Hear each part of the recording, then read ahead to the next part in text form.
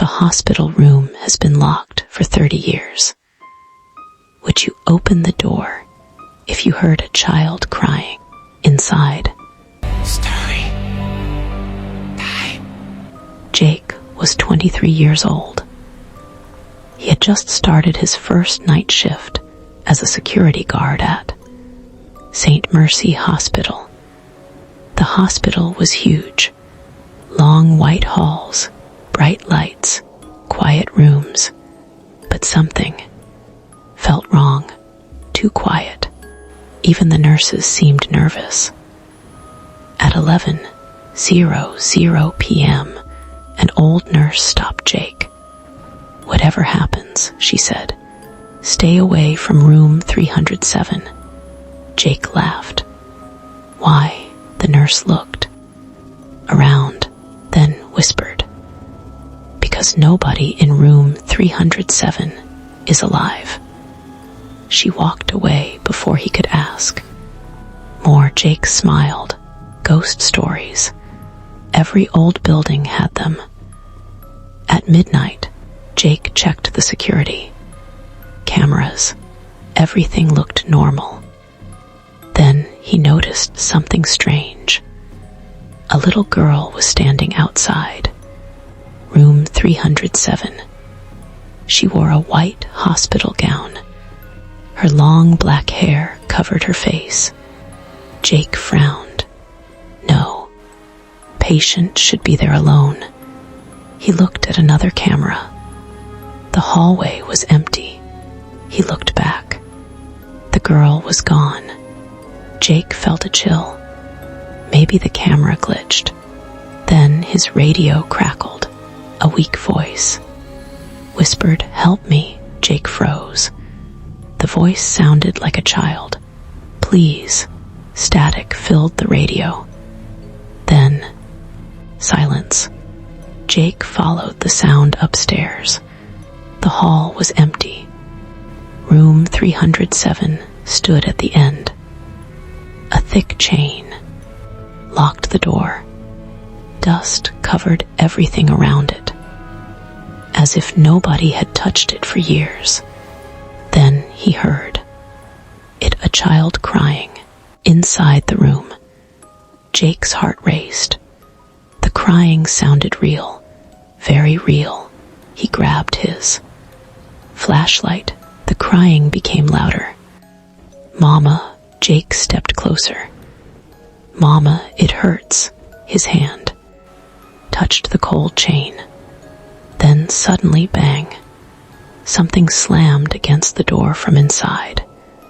Jake jumped back. Another bang, and another, like someone wanted out. The crying stopped. A new voice spoke very slowly. Jake. His blood turned cold. He never told anyone his name. The voice continued. "Open the door." Jake ran. He did not stop until he reached the nurse's station. The old nurse looked terrified when she heard what happened. "You heard it." Jake nodded. The nurse began to shake. "Then it knows you." Jake demanded answers. The nurse finally told him the truth. 30 years ago, room 307 was the children's ward. One night, a fire broke out. Many children died, but one girl was never found. Her name was Emily. The fire ended. The room was rebuilt.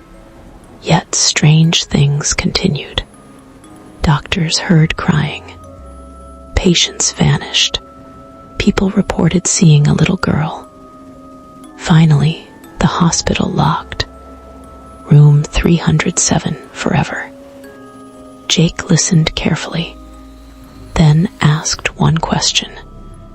If Emily died, who was banging on the door? The nurse's face turned white. Emily never banged. Jake stared. "What do you mean?" The nurse swallowed hard. Something else was trapped in there with her. Silence filled the room.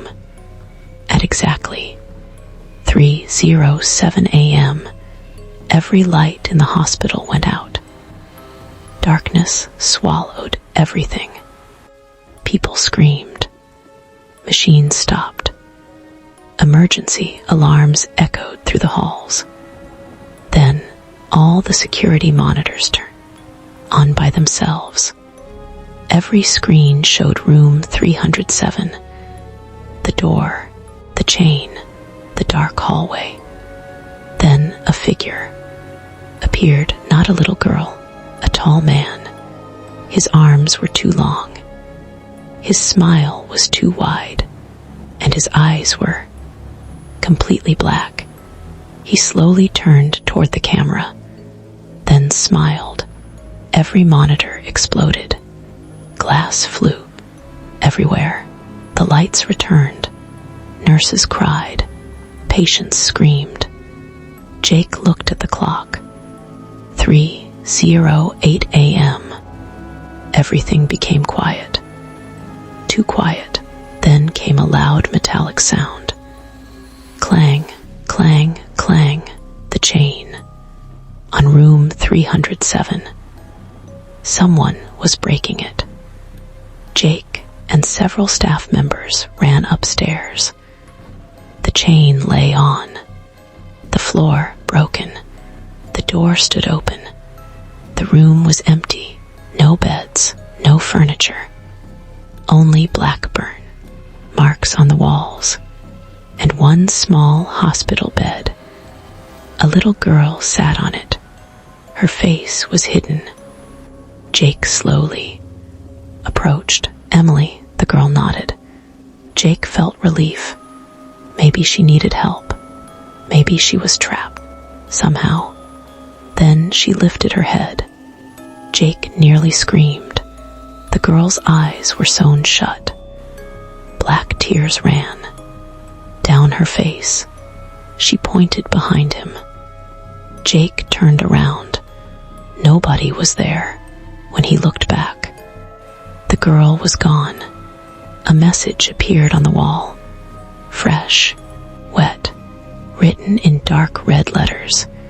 He is free. The floor began shaking.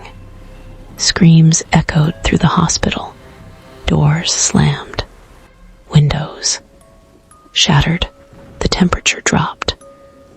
Then Jake saw something moving at the end of the hallway.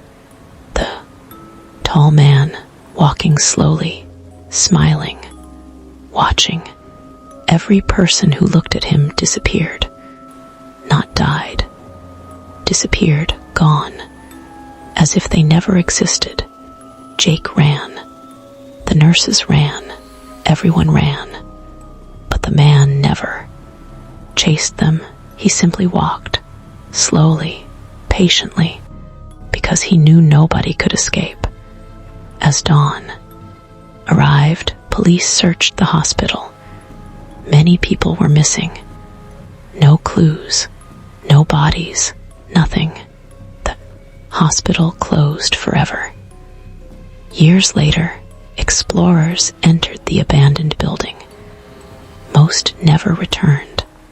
The few who did all told the same story.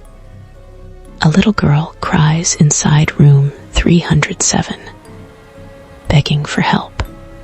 But if you follow her voice, you will meet the smiling man. And if he learns your name, the next missing person report will be about you.